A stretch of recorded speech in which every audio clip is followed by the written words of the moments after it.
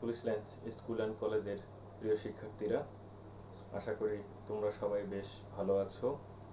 নিয়মিত তোমাদের পড়ালেখা চালিয়ে যাচ্ছ এবং সাথে সাথে আমাদের অনলাইনে যে ক্লাসগুলো হচ্ছে, অর্থাৎ ইউটিউব চ্যানেলে যে ক্লাসগুলো হচ্ছে, তোমাদের সংশ্লিষ্ট বিষয়ের সকল ক্লাস তোমরা দেখে যাচ্ছ।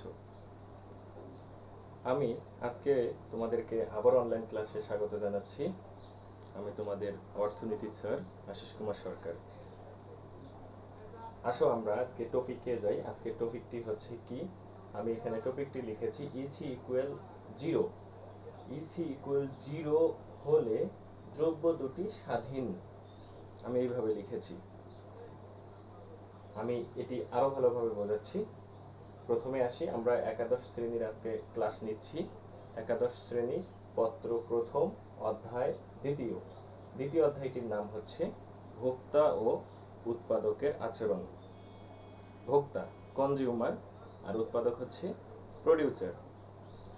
এই দুইজনের হচ্ছে বিহেভিয়ার, অর্থাৎ কনজিউমার অ্যান্ড প্রডিউসার্স বিহেভিয়ার, ভোক্তা এবং উৎপাদকের আচরণ। এই অধ্যায়টিতে আমরা একটি বিষয় দেখি যে ইসি ইকুয়াল যদি 0 হয়, অর্থাৎ শূন্য হয়, শূন্য হলে দ্রব্য দুটি কি স্বাধীন?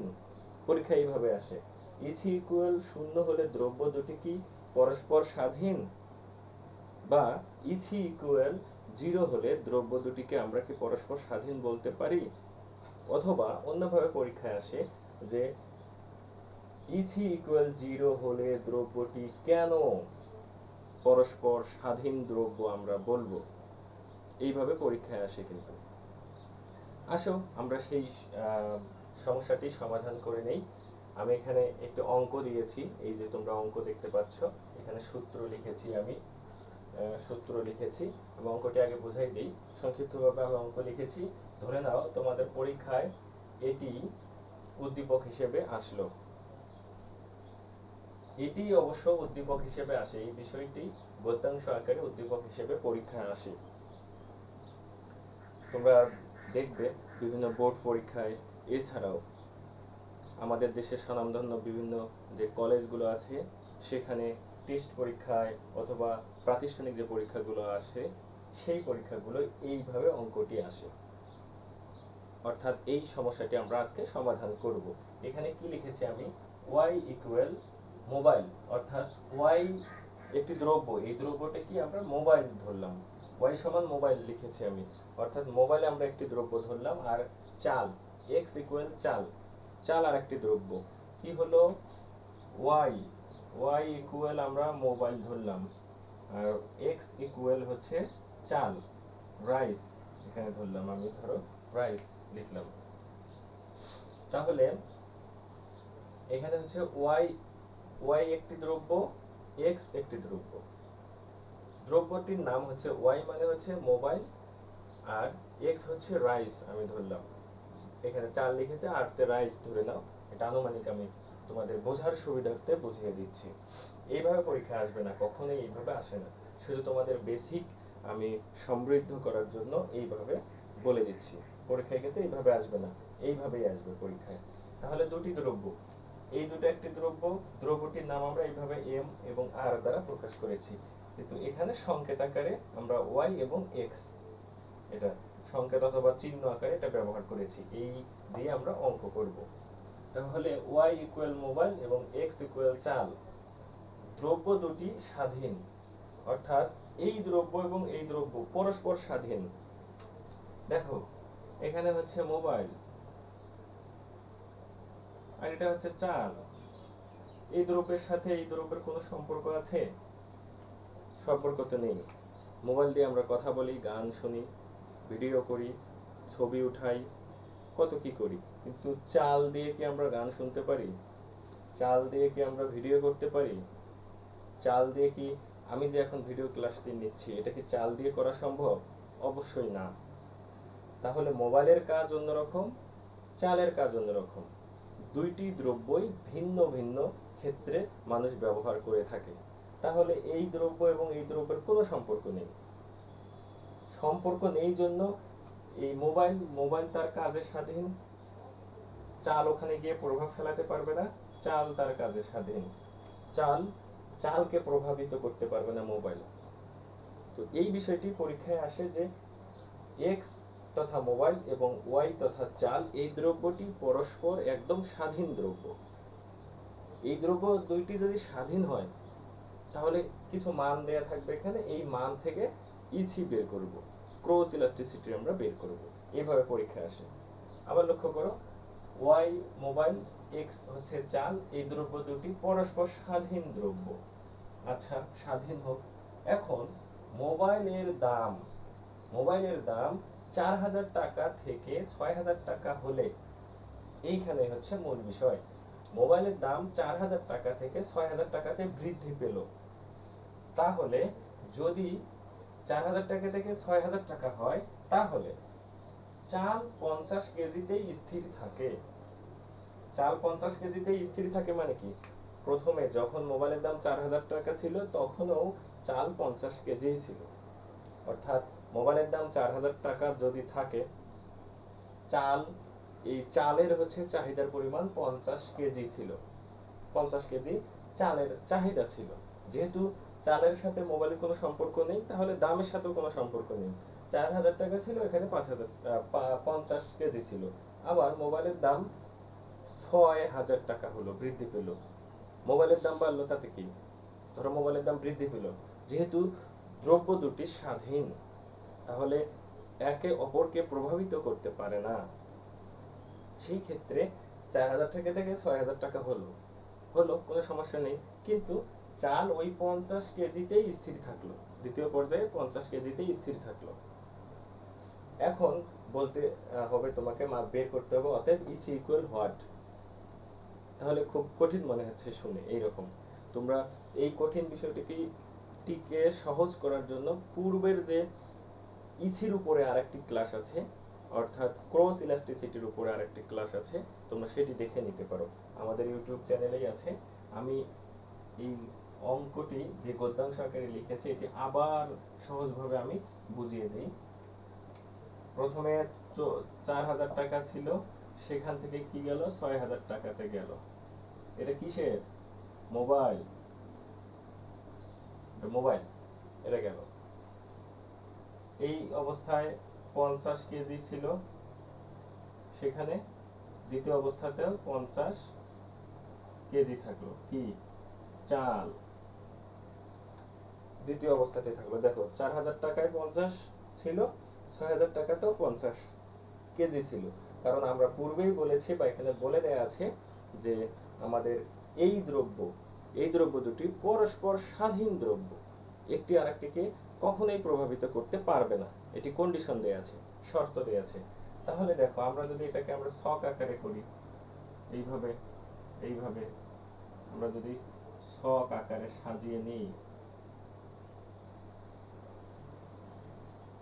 এইভাবে যদি নেই, বা আমি এইদিকেও করা যাবে, পরীক্ষায় আসে। এটা ধরো যে হচ্ছে, বা এইভাবে সাজিয়েই দিলাম, আমি ছক একটা সাজিয়ে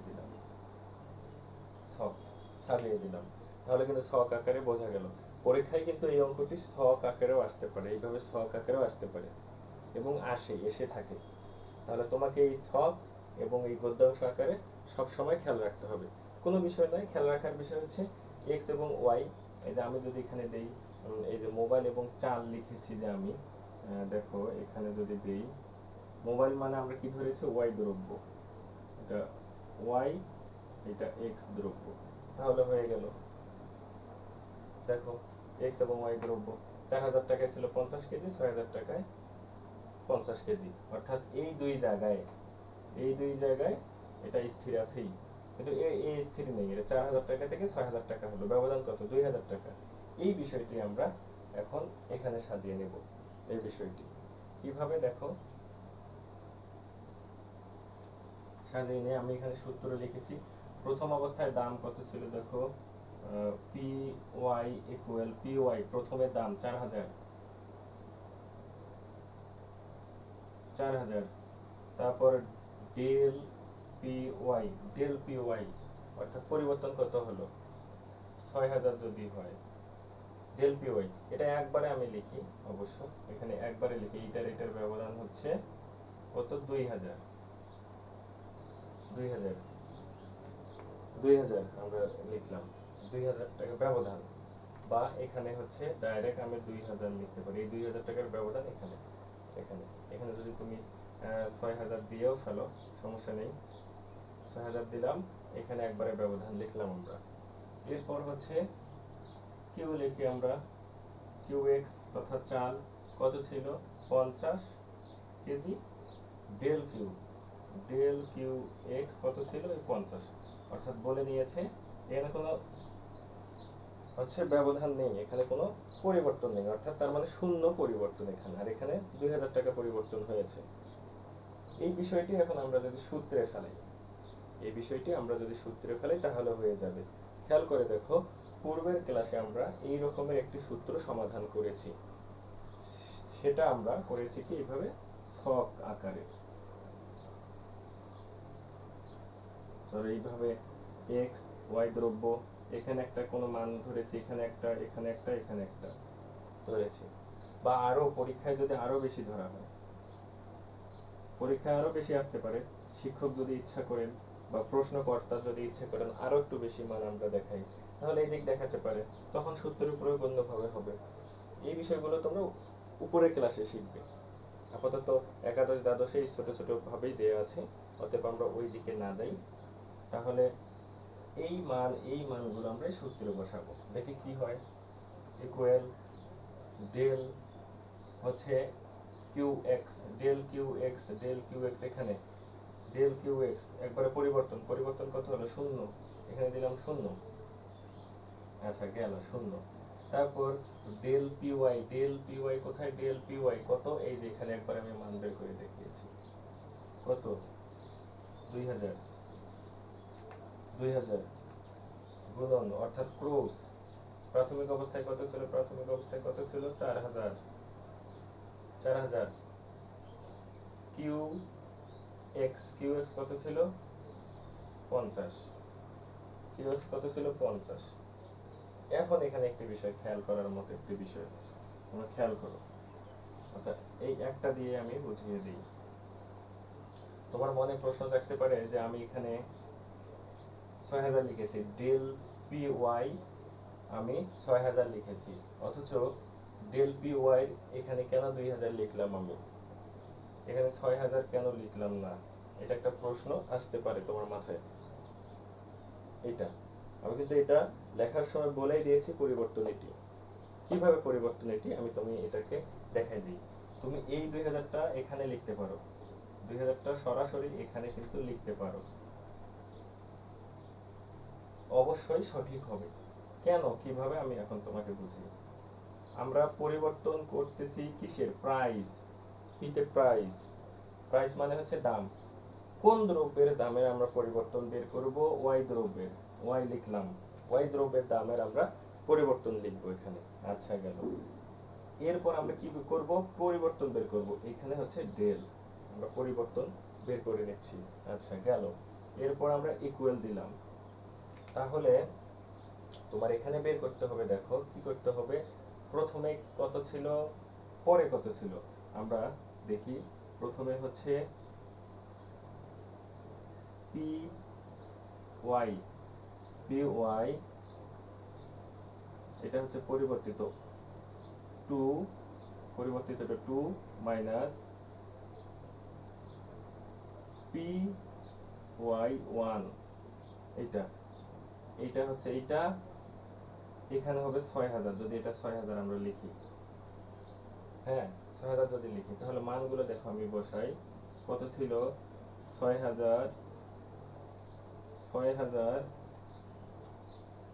বিয়োগ কত ছিল, 4000, তাহলে কত আসে, 2000। মূলত এইটা পি ওয়াই, এইটাই কিন্তু এখানে, এইটা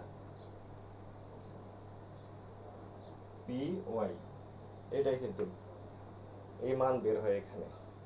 অর্থাৎ পরিবর্তনটা তুমি এমনি লিখতে পারবে না, পরিবর্তন হচ্ছে পরিবর্তিত হয়ে 6000 টাকা হয়েছে ঠিকই, কিন্তু ব্যবধান পূর্বের সাথে ব্যবধান কত সেটা তোমাকে এই জায়গায় দেখাতে হবে। সেই সূত্রে এখানে আমি এটা লিখেছি, শুধু পরিবর্তন কত হয়েছে 2000 টাকা, এখানে সেই বিষয়টি।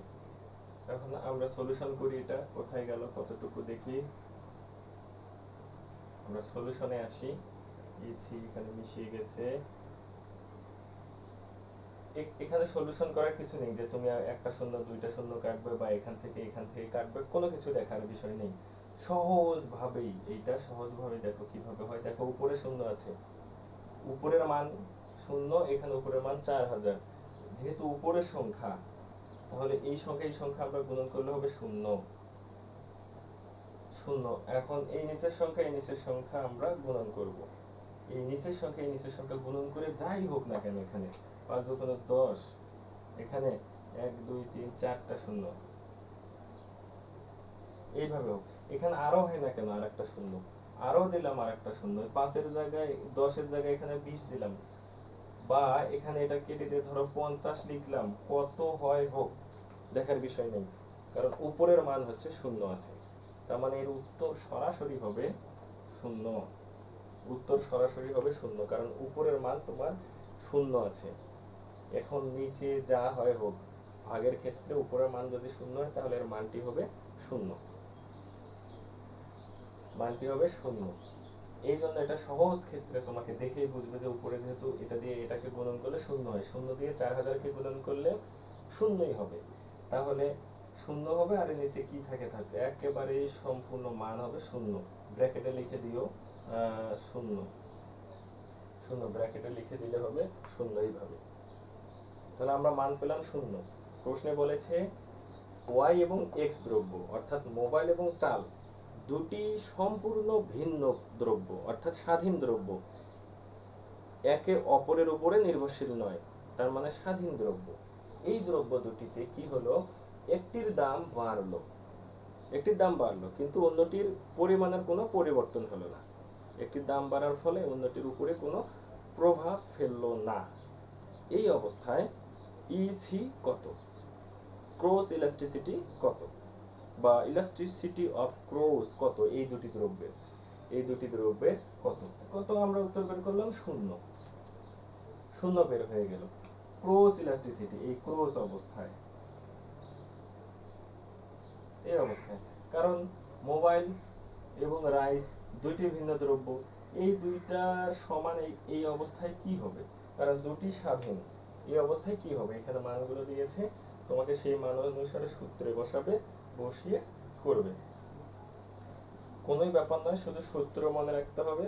সূত্র মনে রেখে কিভাবে কোথায় কি মানগুলো বসবে এই বিষয়টি খেয়াল রাখলে তোমার একেবারেই মান বের হয়ে যাবে, কোনো সংশয়ের কারণ নেই। এখানে আরেকটি বিষয় আছে উল্লেখ্য, নৈবেতিকে সবসময় আসে, এই বিষয়টি তোমরা ক্লাস দেখে তোমার খাতায় নোট করে রাখতে পারবে। নৈবেতিকে আসে সবসময়, অথবা ক নাম্বারেও আসে এই প্রশ্নটি কখনো, তবে বেশিরভাগ ক্ষেত্রে নৈবেতিকে আসে। যদি কি হয় ইসি আছে, আমরা তো ইসি বিষয়ে পড়ছি, ইসি যদি তোমার ইসি গ্রেটার দেন যদি শূন্য হয়, এখানে কিন্তু ইসি ইকুয়াল আমরা শূন্য পেলাম, আমরা শূন্য পেয়েছি। ইসি গ্রেটার দেন শূন্য হলে কি হবে, আবার ইসি লেস দেন শূন্য হলে কি হবে, দ্রব্যটি কিভাবে আমরা বলতে পারি, কি রকমের দ্রব্য হলে কি হবে। দেখো ইসি শূন্য হলে বুঝতে হবে সম্পর্কিত দ্রব্য, যেহেতু দুইটি দ্রব্যই লাগবে, তাহলে এই সম্পর্কিত দ্রব্য দুটি পরস্পরের বিকল্প দ্রব্য,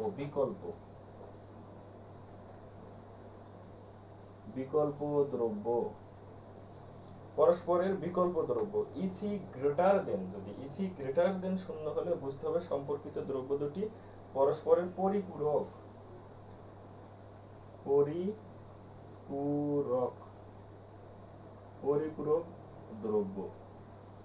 দ্রব্য। আবার ইসি ইকুয়াল শূন্য হলে কি হবে, আমরা কিছুক্ষণ আগেই বললাম ইসি হলে সম্পর্ক নেই অর্থাৎ স্বাধীন, বুঝতে হবে যে দ্রব্য দুটির মধ্যে কোনো সম্পর্ক নেই, মানে স্বাধীন দ্রব্য। যে কোনো বিষয়, এই তিনটি বিষয়ের অঙ্ক আসতে পারে, আমরা দুইটি পড়েছি, আরেকটি নিজে নিজেই তোমরা পারবে। আমরা পূর্বের ক্লাসে একটি করেছি, আজকের ক্লাসে আরেকটি করলাম। তোমাকে এই বিষয়টি, এই থিমটি মনে রাখতে হবে। তোমরা স্ক্রিনশট দিয়ে নিয়ে রাখতে পারো অথবা খাতায় লিখে রাখতে পারো যে ইসি, আমরা যদি অঙ্কর মান বের করে দেখে যদি ইসি গ্রেটার দেন 0 হয়, অর্থাৎ ক্রস ইলাস্টিসিটির মান 0 থেকে বড় হয়, তাহলে বিকল্প দ্রব্য একটার পরিবর্তে আরেকটা ব্যবহার করা যায়। বিকল্প দ্রব্য যেমন এখানে তোমার হচ্ছে ফোনের পরিবর্তে তুমি টিভি দেখতে পারো, ফোনের পরিবর্তে তুমি টেলিফোন ব্যবহার করতে পারো, যেটা কানে এইভাবে ধরে আলাপ করে। তারপর হচ্ছে কলমের পরিবর্তে তুমি পেন্সিল ব্যবহার করতে পারো, চার পরিবর্তে তুমি কফি খেতে পারো। এগুলো হচ্ছে বিকল্প দ্রব্য। আর হচ্ছে ইসি ইকুয়াল যদি 0 হয় তাহলে দ্রব্য দুটি স্বাধীন, এটা তো আমরা বুঝলাম। ইসি লেস দেন যদি 0 হয় তাহলে দ্রব্যটি পরিপূরক দ্রব্য। এই বিষয়টি খেয়াল রাখতে হবে। গ্রেটার দেন 0 হলে বিকল্প, ইসি ইকুয়াল 0 হলে স্বাধীন দ্রব্য, ইসি লেস দেন 0 হলে পরিপূরক দ্রব্য। পরিপূরক দ্রব্য হচ্ছে তোমার একটি দ্রব্যের উপরে আরেকটি দ্রব্য নির্ভরশীল। যেমন মোটরসাইকেল কি দিয়ে চলে? জ্বালানি দিয়ে, পেট্রোল দিয়ে চলে। ফ্যান কি দিয়ে চলে? বিদ্যুৎ দিয়ে চলে। তাহলে একটির উপরে আরেকটি নির্ভরশীল। তারপর চা তৈরি করতে গেলে কি লাগে? চিনি লাগে। চিনির দাম বাড়লে চায়ের দামও বেড়ে যাবে। তাহলে এই যে প্রভাব পড়ে, একটির উপরে আরেকটির প্রভাব রয়েছে, এটি হচ্ছে পরিপূরক দ্রব্য। এই হচ্ছে কথা। এইভাবে গদ্যাংশ আকারে অঙ্ক আসবে, এসে মান বের করতে বলবে অথবা ছক আকারে আসবে। তোমরা এই বিষয়গুলো ভালো করে প্র্যাকটিস করবে। দেখা হবে সবার সঙ্গে আগামী ক্লাসে। ততক্ষণ পর্যন্ত স্বাস্থ্যবিধি মেনে চলো, নিয়মিত তোমার পড়ালেখা চালিয়ে যাও। সবার জন্য অবিরাম শুভকামনা।